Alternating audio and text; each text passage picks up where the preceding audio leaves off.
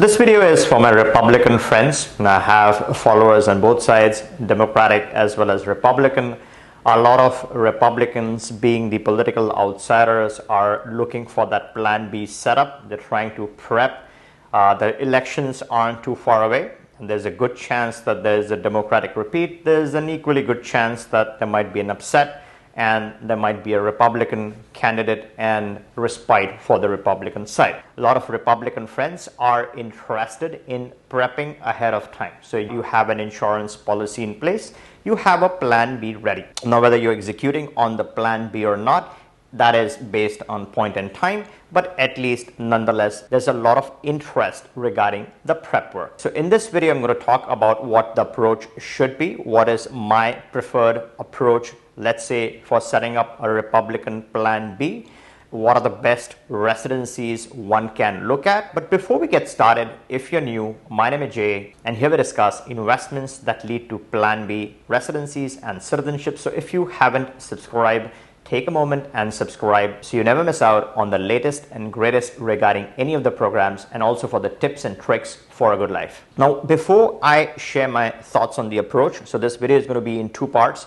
One is the approach, what's the right setup, and then the second part of the video is what are the states or what are the countries that one can look at that can best fit in this circumstances. Now, before we discuss the approach or the places or the locations, it's very important to understand and make it clear what a plan B means. A plan B is not a plan A. Plan A is your home country, it's your home, it's where you've grown up, it's where your family is, it's where most of your investment is.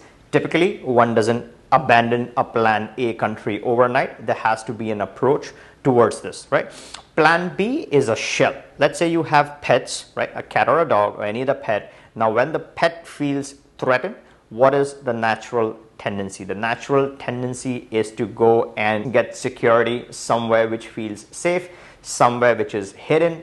Now, when I say hiding place, I'm talking about a getaway or an escape route. It's not something wrong or anything illegal. It's a place where you can at least be left alone. It's a place where you can get into your shell, right? Everyone needs once in a while to go in the shell. They don't want to be bothered. They want to be left alone. So that is that shell I'm talking about. That is plan B. Insurance, right? You have this insurance in place.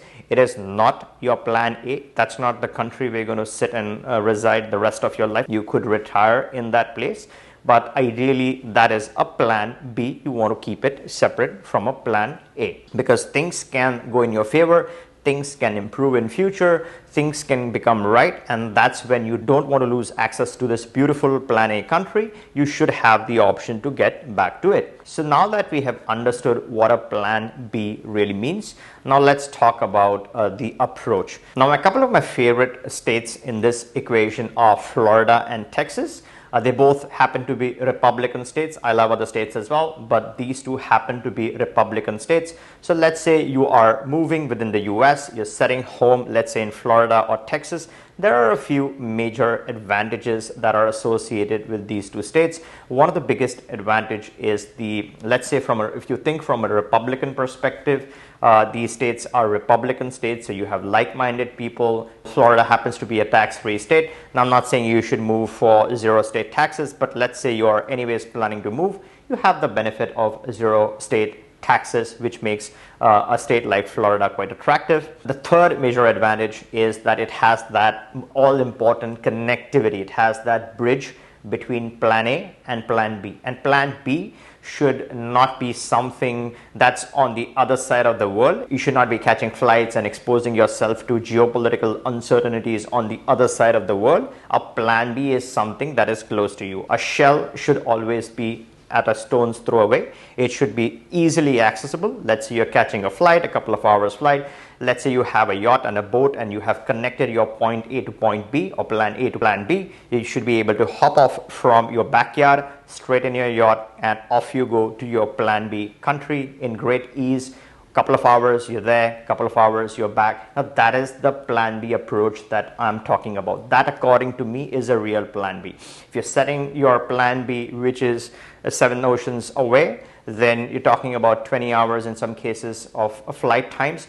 that is inconvenience. I don't think that is plan B. You hardly can go there, you hardly can come back. What's the point, right? So your plan B should ideally be close to you. It should be located near your location. Let's say in this case you're doing Florida and Texas. They both have the Atlantic connectivity. Now if you look at the Atlantic, you have a full cluster of different countries that provide attractive residencies. Hopefully those residencies can then work towards citizenship. In a lot of cases, these residencies are flexible residencies, unlike with some of the European options where you actually physically have to prove your presence in a year.